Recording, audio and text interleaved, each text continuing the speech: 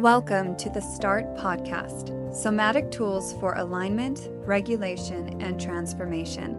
I'm your host, Jessa Hooley.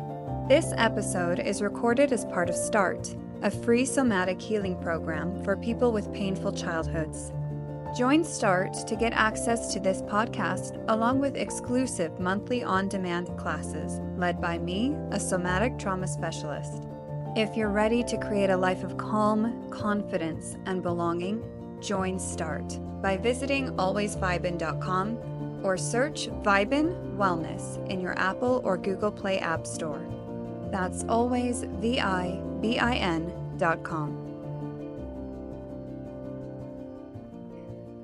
Hello, and welcome back to the podcast. I just recorded this whole episode without audio, so this is my second go around, so it's just going to be epic. There's a little sneak peek into the life of me as a content creator. If you are new here, my name's Jessa, and I'm so happy that you're here joining me. Today's episode is the fourth episode for February 2025, where we're working with the theme of using pleasure as medicine, as healing. If you haven't listened to the first 3 episodes of this month, I highly recommend that you go in the order that they're posted, because it really does lay the foundation for the practice that we're getting into today. In episode 1, I talked all about the nervous system and how pleasure interacts with the nervous system, why it is so healing for us. In episode 2, we covered why pleasure could be difficult for you and some tactics to navigate that. And in the last episode, we worked on differentiating between healing, deep, nuanced pleasure versus what I call positive stimulation. And today we're going to do something really fun, which is an actual somatic practice. Normally, I save the practices for the classes in the START program, which, by the way, if you are not a part of, there is no better way for you to have somatic practice as part of your healing journey on an ongoing basis. We're covering themes, we're doing different practices, all from my toolkit every single month. Just go join. The link is in the description. But today, we get a little mini class on the podcast together, which will be just chef's kiss wonderful. Before we get into the practice, as always, I invite you to take a nice deep, calming breath. Whatever that looks like for you. And I want to name that this podcast is all about helping you navigate through your traumatic imprints from your childhood, which means that certain things are discussed regularly that may bring up challenging sensations in your body, that might trigger certain trauma imprints. If you ever start to feel like certain sensations are arising that are uncomfortable for you, that you need some space from the material, please pause the episode, reorient yourself to the things that help you feel grounded, connected, expansive, anything that you want to feel more of, and just come back when you're feeling ready, when you're feeling safe to learn. We learn better when our nervous system is functioning in safety. And now let's get into the practice. Today's practice is going to be based off of a practice that is found in the book Call of the Wild, written by Kimberly Ann Johnson. I love this book dearly, and I highly recommend it. And before we get into this pleasure practice, we're going to start by connecting with our bodies. With this being a body-oriented practice, it's good to start there. Having a brief introduction to our somatic experience, our embodied experience, so that we can really connect when we're in the practice. We'll start doing this with some movement. Take a moment here to shake it out, stretch it out, sway it out. And see if you can find how your body wants you to move. Not how you think you should move to feel better, but tune in to what sensations are already in you and how your body would move if it could just organically take the wheel. For me, that's looking like a lot of unwinding circular patterns. For you, it could be a shake.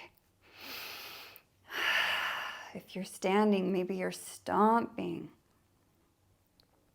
The key here is to stay embodied, to make this movement something that's arising from the impulses of your body. We're not getting lost in movement. We are connecting through movement. And if this is your first time doing something like this, it's okay if it feels strange. Just notice the strangeness and see what movement is available for you.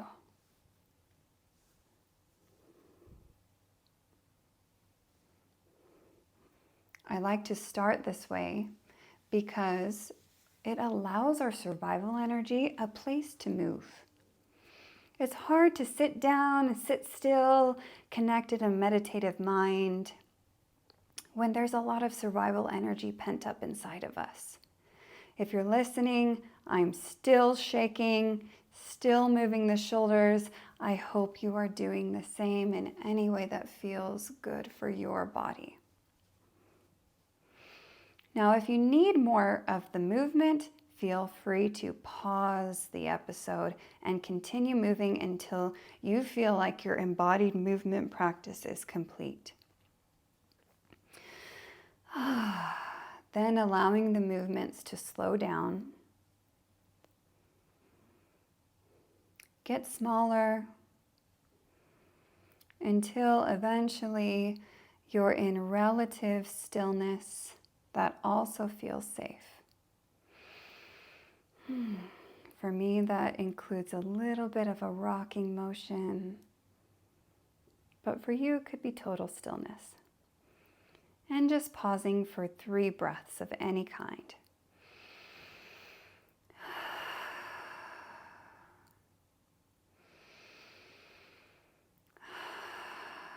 See what you can soften for this last breath.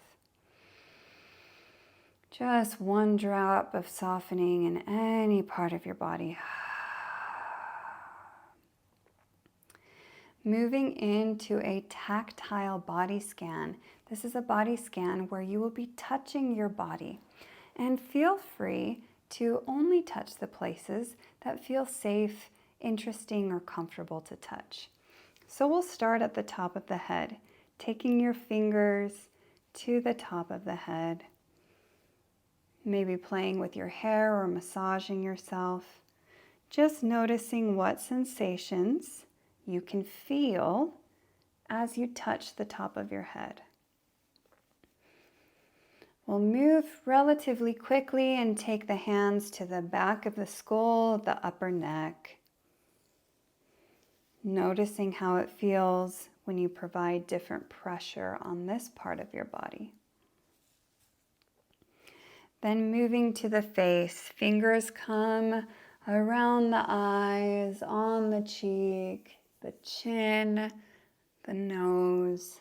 Just touching this part of you and noticing how it feels to touch.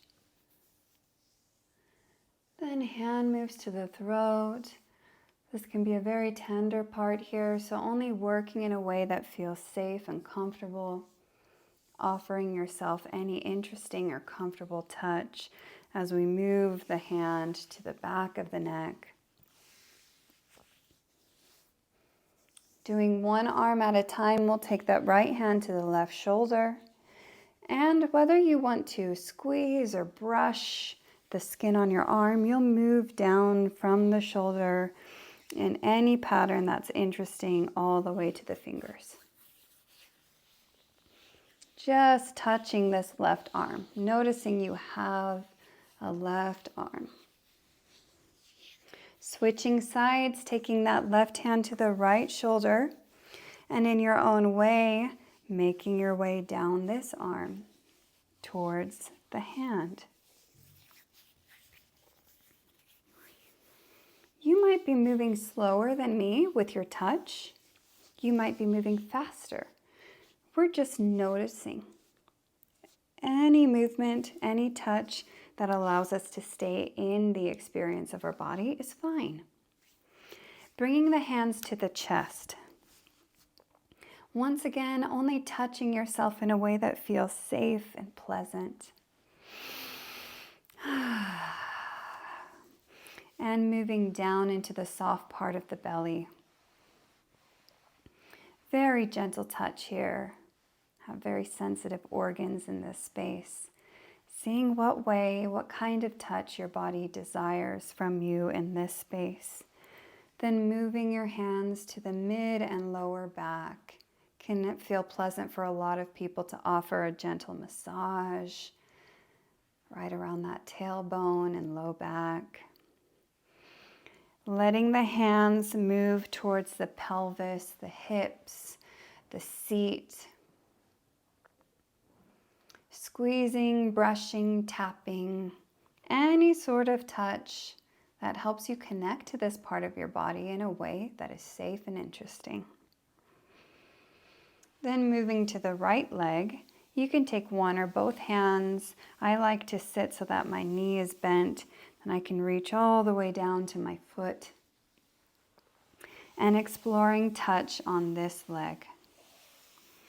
Noticing how it feels to touch your thigh, your knee, your shin and calf, all the way down to your foot. Switching sides, we'll take the hands over to the left leg, beginning at the hip, introducing yourself to your left thigh and your left knee. Feeling that stroke of your hands on the calf and the shin, all the way down to the foot. We've been moving relatively quickly by design, but you're always welcome to pause the episode if you would like more time to interact with the touch of your own body. Allowing your touch to slow and soften, and feeling into your seat. Taking another 3 breaths here, any sort of breath that feels nourishing.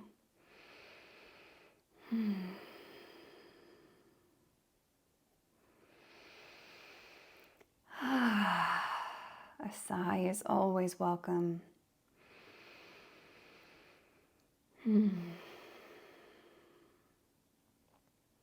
And either with your eyes open or closed, letting your mind's eye zoom out to include your whole entire body. And just noticing what sensations and emotions are available to you now. This will serve as a baseline before we head into this embodied pleasure practice. It's good to see, how is my body feeling before we start? What parts of me do I notice, and how do they feel? Can I sense the quieter parts, not just the loud parts? And we'll take just a few more moments here, not too long.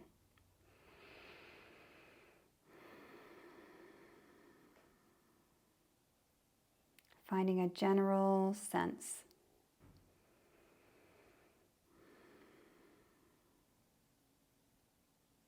And letting your awareness just kind of dissipate. And noticing how it feels to be connected with your body. Let's get set up for the pleasure practice. Kimberly Ann Johnson in Call of the Wild uses 2 colors to help us connect with pleasure and discomfort. She uses blue for pleasure and red for discomfort, pain, traumatic imprints, such and such.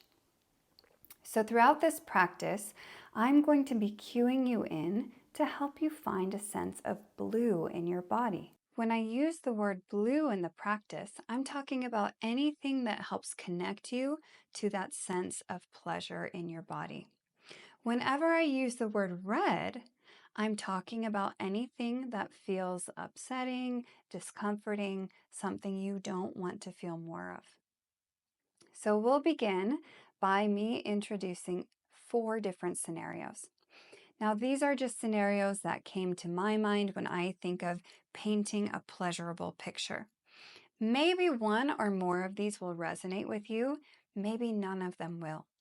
If none of these seem to bring you into an embodied state of pleasure, then I will invite you to pause the episode and think of your own scenario that can help you find your sense of blue. So let's go through the options. And in between each option, I'm going to pause and take a breath. And I invite you to do the same thing with me. So you can really take a moment and see, is that a scenario that I can connect with in pleasure before we move to the next one? The first one, taking a bite of your favorite dessert.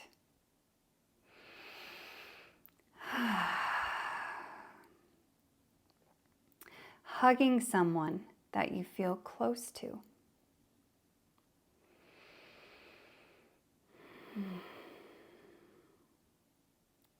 Sitting around a campfire, watching the flames and smelling the smoke.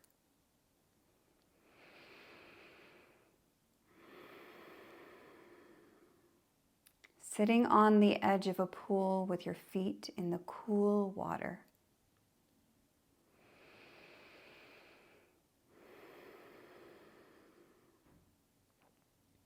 Now I'll repeat those again to give you time to see if one connects with you.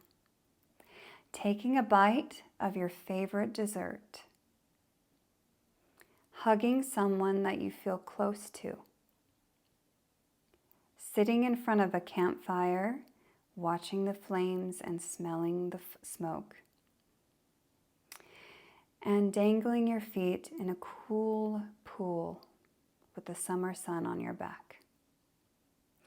If none of those resonated with you, pause the episode and find your own scenario.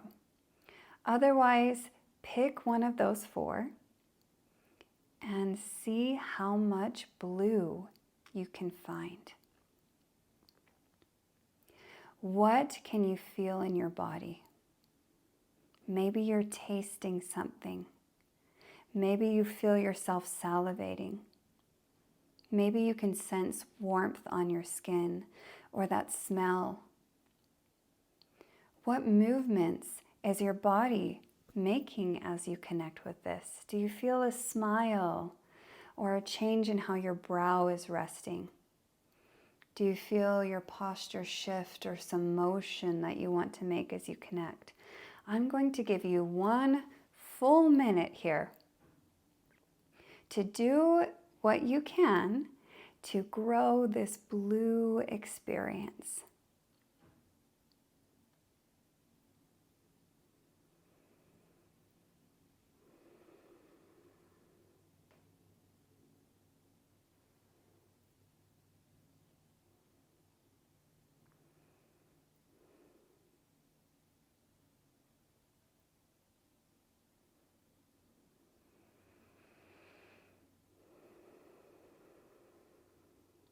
If you get distracted with thoughts, that's just fine. Just notice that you got distracted and see if you can reconnect with the pleasurable sensations of the image you've painted for yourself.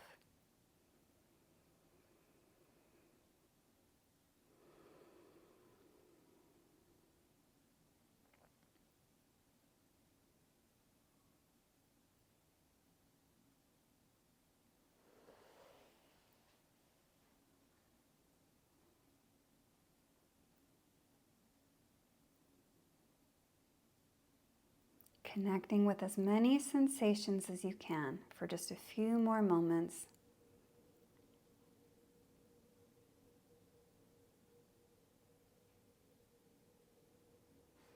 And letting your focus go.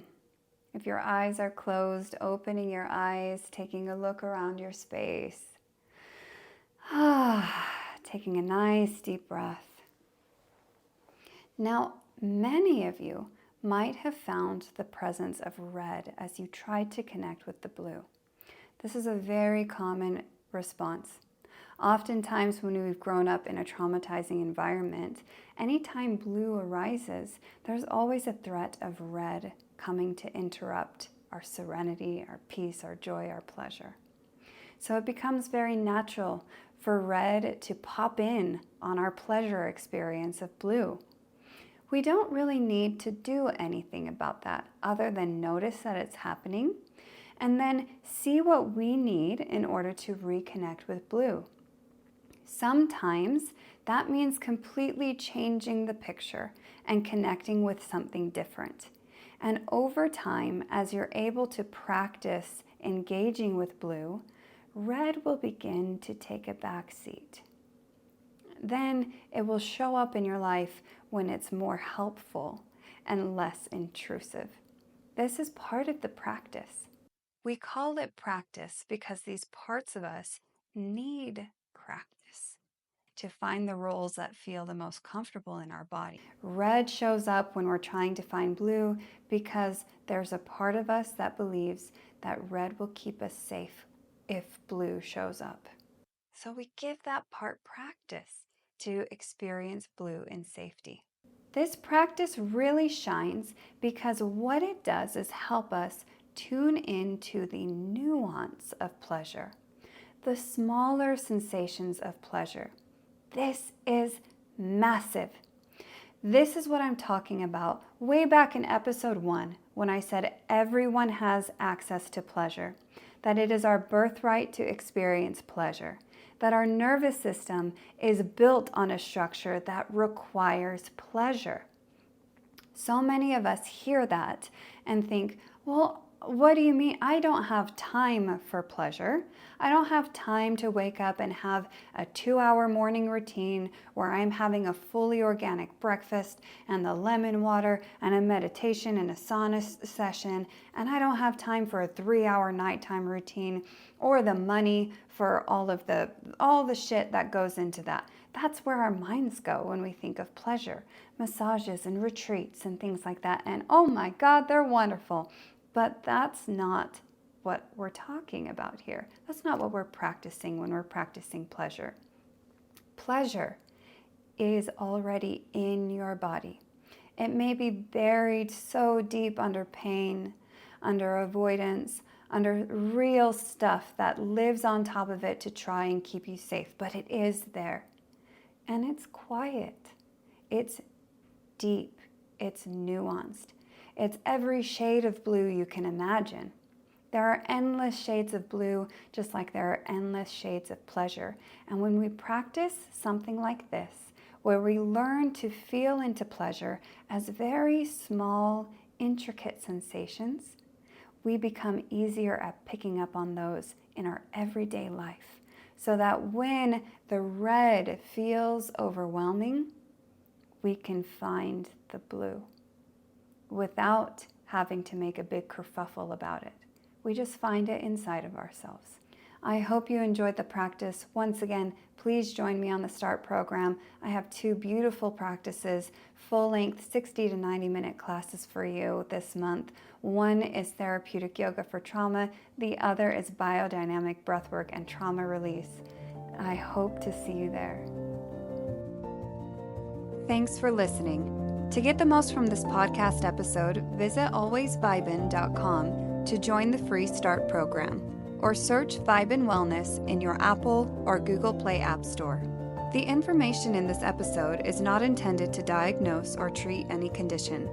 Please contact your mental health practitioner or a medical doctor for advice specific to your needs.